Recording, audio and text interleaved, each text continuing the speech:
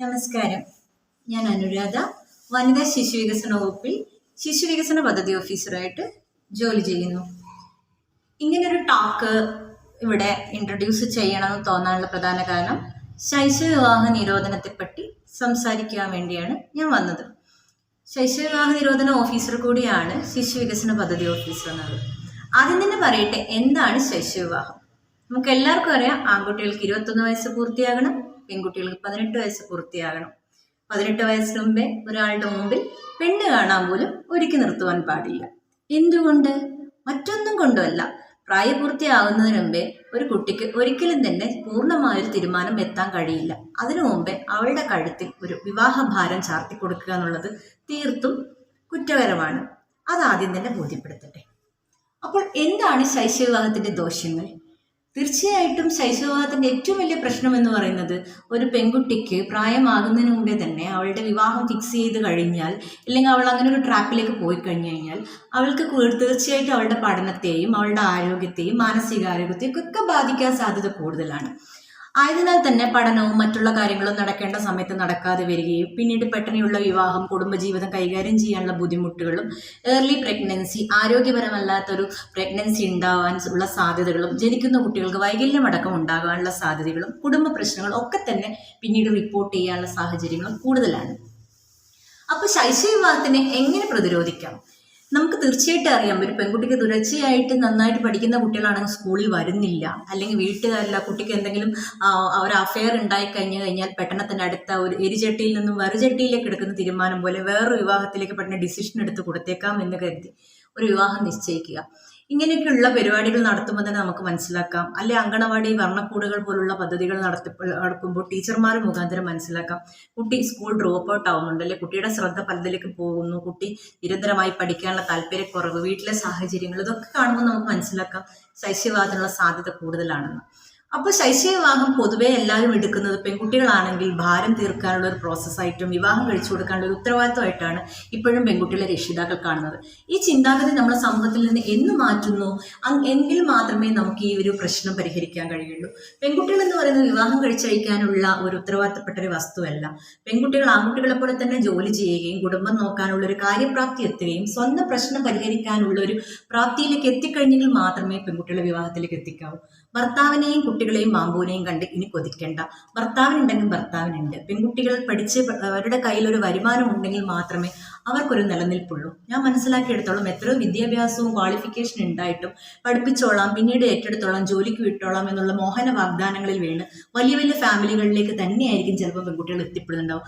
അതിനുശേഷം അവരുടെ ഐഡന്റിറ്റി ഇല്ലാതാവുകയും അവർക്ക് മുന്നോട്ട് പോകാൻ, അല്ലെങ്കിൽ ഹസ്ബൻഡ് എന്തെങ്കിലും പറ്റിക്കഴിഞ്ഞാൽ വിധവയായി ഒരു കാലിബർ പോലും നശിച്ച്, എത്ര വിദ്യാഭ്യാസം ഉണ്ടെങ്കിലും കാലിബർ പോലും എക്സ്പീരിയൻസ് പോലും നശിച്ച് വീട്ടിനുള്ളിൽ അകത്തളത്തിൽ കെട്ടിക്കിടക്കുന്ന കുറെ സ്ത്രീകളെ കണ്ട ഒരു വ്യക്തി കൂടിയാണ് ഞാൻ.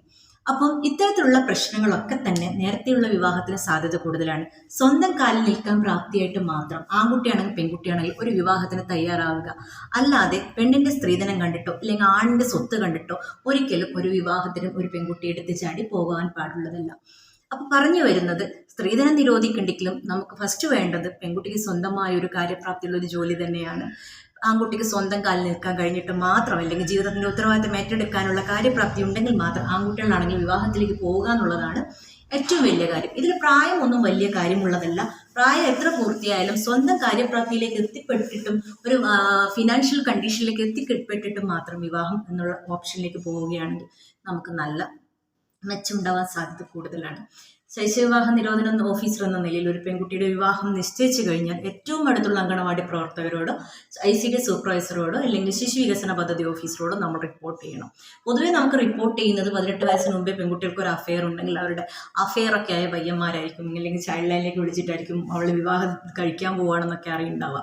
വിവാഹം കഴിക്കാൻ പോകുന്നു എന്ന് പറഞ്ഞാൽ തന്നെ ഫസ്റ്റ് ക്ലാസ് മജിസ്ട്രേറ്റിന് മുമ്പാകെ നമ്മൾ ഇഞ്ചക്ഷൻ ഓർഡർ വാങ്ങുകയും പോലീസ് മുഖാന്തരം നമ്മളത് ഡിസ്പോസ് ചെയ്യുകയും അവർക്കെതിരെ ഒരു നോട്ടീസ് അയച്ച് അത് പിന്നീട് ആവർത്തിക്കാതിരിക്കാനുള്ള വാണിംഗ് കൊടുക്കുകയും ചെയ്യുന്നുണ്ട്.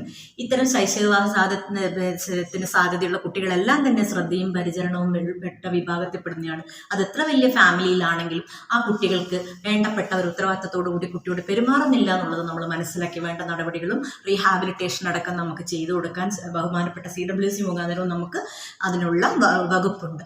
അപ്പം ഈ കാര്യങ്ങളെല്ലാം തന്നെ നമ്മൾ മനസ്സിൽ വെക്കുക. ശൈശവവിവാഹം നിരോധിക്കുക എന്നുള്ളത് നമ്മുടെ ഓരോരുത്തരുടെയും ഉത്തരവാദിത്തമാണ്. നല്ല ആരോഗ്യമുള്ള തലമുറ ജനിക്കണം എന്നുണ്ടെങ്കിൽ ഉത്തരവാദിത്ത ബോധത്തോടുകൂടി സ്വന്തം കാലിൽ നിന്ന് പ്ലാൻഡായി വിവാഹം കഴിച്ച് പ്ലാൻഡോടുകൂടി ഒരു കുഞ്ഞിനെ സ്വീകരിച്ച് മുന്നോട്ട് പോയെങ്കിൽ മാത്രമേ നമുക്ക് നല്ല ആരോഗ്യവും സാമ്പത്തികവും ഉള്ളൊരു തലമുറയെ കെട്ടിപ്പടുത്തുവാൻ നമുക്ക് കഴിയുകയുള്ളൂ. അതുകൊണ്ട് തന്നെ ഇനിയും സ്ത്രീകൾ നേരത്തെ തന്നെ വിവാഹത്തിൻ്റെ അടിമകളായി വീട്ടിൽ തന്നെ ഇരുന്ന് അവരുടെ കാലിബറൊക്കെ നശിച്ച് മറ്റുള്ളവരുടെ മുമ്പിൽ ഒരു രൂപയ്ക്ക് വേണ്ടി പോലും കണക്ക് ചോദിക്കുന്ന അവസ്ഥയിലേക്ക് എത്താതെ സ്വന്തം കാലിൽ നിന്ന് ചെറിയ ജോലിയാണെങ്കിൽ പോലും ആത്മാഭിമാനത്തോടുകൂടി ഒരു വരുമാനം ഉണ്ടാക്കി സ്വന്തം പ്രശ്നങ്ങൾ പരിഹരിക്കാൻ, ആരുമില്ലെങ്കിലും എനിക്ക് സ്വന്തമായി ജീവിക്കാൻ പറ്റുമെന്നുള്ള ആത്മവിശ്വാസത്തോടു കൂടി വേണം പെൺകുട്ടികൾ വിവാഹത്തിലേക്ക് എത്തിച്ചേരാൻ. അപ്പം വിവാഹം എന്നതുള്ളൊരു ആവശ്യമുള്ള ഘടകമേ അല്ല എന്നുള്ളതാണ് ആദ്യം തന്നെ അറിയിക്കാനുള്ളത്. കാരണം വിവാഹത്തിന് ശേഷം പോയി നമ്മുടെ ജീവിതത്തിലേക്കുള്ള പല ലക്ഷ്യങ്ങളും തടസ്സപ്പെടുത്തുന്നു എങ്കിൽ വിവാഹം ഒരാവശ്യമുള്ള ഘടകമല്ല. നമ്മളുടെ സ്വാതന്ത്ര്യവും നമ്മുടെ ആത്മാഭിമാനവും നമ്മുടെ ലക്ഷ്യവും കൈവരിക്കാനും നമ്മുടെ ജീവിതത്തിൽ ഒരു ഭാഗമായി ഒരാൾ വരുവാനുള്ളൊരു പ്രോസസ്സ് മാത്രമായിരിക്കണം വിവാഹം എന്ന് പറയുന്നത്. അതിനോട് അടിമത്തത്തിനോ അല്ലെങ്കിൽ ആരുടെയും മുമ്പിൽ കീഴറ വെക്കുകയോ അല്ലെങ്കിൽ ഒരു വിവാഹം കഴിഞ്ഞ് കുഞ്ഞുങ്ങളാവുന്നതോടുകൂടി അടുക്കളയിൽ വെച്ച് 4 ചുവരുകൾക്കുള്ളിൽ തളച്ചിടപ്പെടുകയോ അല്ലെങ്കിൽ അവരവരുടെ കരിയർ ഡെവലപ്മെൻറ്റിനെ പോലും ബാധിക്കുന്ന അല്ലെങ്കിൽ തടസ്സപ്പെടുത്തുന്ന വിവാഹ ആലോചനകളോ ഒന്നും തന്നെ നമുക്ക് ആവശ്യമില്ല. അതാണായാലും പെണ്ണായാലും പൊസസീവായ അല്ലെങ്കിൽ ടോക്സിക് ആയ റിലേഷൻഷിപ്പിലേക്കൊക്കെ പോകുമ്പോൾ അത് വീണ്ടും വീണ്ടും കോംപ്ലിക്കേറ്റഡായി മാറുന്നു എന്നുള്ളതാണ് ശൈശവവിവാഹത്തിൻ്റെ മറ്റൊരു പ്രത്യേകത. വീണ്ടും നമ്മൾ പറയാം, രജിസ്റ്റേർഡ് അല്ലാതെ ശൈശവവിവാഹം നടന്നു കഴിഞ്ഞാൽ തീർച്ചയായിട്ടും പോക്സോ കേസിൽ പോലുള്ള കേസിലടക്കം നമ്മൾ പ്രതികളാവാൻ സാധ്യത കൂടുതലാണ്. കൂടാതെ ഇവരിൽ പ്രഗ്നൻസി ഉണ്ടായിക്കഴിഞ്ഞാൽ മെൻ്റൽ റിട്ടാർഡേഷൻ പോലുള്ള ഇഷ്യൂസുകൾ, ഭാവിയിൽ ഡൊമസ്റ്റിക് വയലൻസ് പോലുള്ള കേസുകൾ കൂടാനുള്ള സാധ്യതകൾ ഒക്കെ സാധ്യത കൂടുതലാണ്. ആയതുകൊണ്ട് തന്നെ പറയട്ടെ, ശൈശവവിവാഹം തീർച്ചയായിട്ടും തടയപ്പെടേണ്ടത് നമ്മുടെ എല്ലാവരുടെ ആവശ്യമാണ്. അങ്ങനെ എന്തെങ്കിലും തരത്തിൽ അറിയപ്പെടുവാണെങ്കിൽ ശൈശവവിവാഹ നിരോധന ഓഫീസറായ ശിശു വികസന പദ്ധതി ഓഫീസറെയോ അല്ലെങ്കിൽ തീർച്ചയായും ICD സൂപ്പർവൈസർ, അങ്കണവാടി പ്രവർത്തകരെ അറിയിക്കാം. അങ്ങനെയുള്ളവർക്ക് രഹസ്യമായിട്ട് തന്നെ നമ്മളത് സൂക്ഷിച്ചു വയ്ക്കുന്നതായിരിക്കും. പൊൻവാക്ക് എന്ന പദ്ധതിയിലൂടെ ഇത് റിപ്പോർട്ട് ചെയ്യുന്നവർക്ക് 2000 രൂപ സർക്കാരിൻ്റെ സാമ്പത്തിക സപ്പോർട്ടും കൂടി നമ്മൾ നൽകുന്നതായിരിക്കും. ഇത്രയും ആണ് എനിക്ക് പറയാനുള്ളത്. ഒരു ശൈശവവിവാഹവും ഈ റിപ്പോർട്ട് ചെയ്യപ്പെടാതിരിക്കട്ടെ. നന്ദി, നമസ്കാരം. Thank you.